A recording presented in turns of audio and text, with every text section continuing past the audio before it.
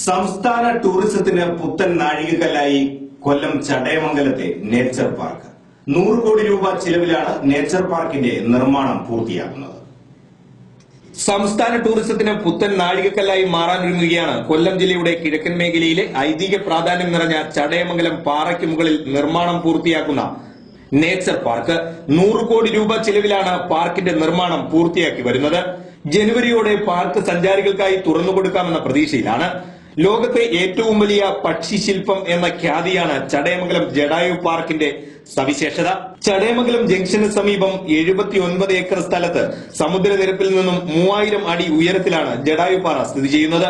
പാറയുടെ മുകളിൽ നിന്നും നോക്കിയാൽ എക്കോ ടൂറിസം മേഖലയായ ചണ്ണപ്പെട്ട ആനക്കുളത്തെ കുടുക്കത്തുപാറയും സഖ്യപർവ്വത നിരകളും കിഴക്കുവശത്തായും പടിഞ്ഞാറ് വശത്തായി അറബിക്കടലും കൊല്ലം തങ്കശ്ശേരിയിലെ വിളക്കുമരവും കാണാം. ജഡായു പാറയുടെ ടൂറിസം സാധ്യതകൾ മുന്നിൽ കണ്ട് VS അച്യുതാനന്ദൻ മുഖ്യമന്ത്രിയായിരുന്ന ഇടതുപക്ഷ ജനാധിപത്യ മുന്നണി ഗവൺമെന്റാണ് ടൂറിസം പദ്ധതിക്ക് തുടക്കം കുറിച്ചത്.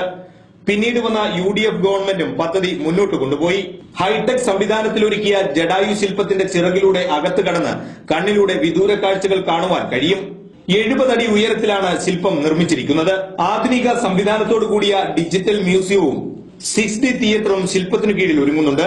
സാഹസികത ഇഷ്ടപ്പെടുന്നവരെ ഏറെ ആകർഷിക്കുന്ന നിലയിലാണ് ജഡായുപ്പാറ ടൂറിസം. 20 ദിന സാഹസിക ഗെയിമുകളും ഇവിടെ സജ്ജീകരിച്ചിട്ടുണ്ട്. ഉദ്ഘാടനത്തിന് മുന്നോടിയായി പാർക്കിന്റെ വിവരങ്ങളടങ്ങിയ വെബ്സൈറ്റും പ്രകാശനം ചെയ്തു. News bureau, Anchal.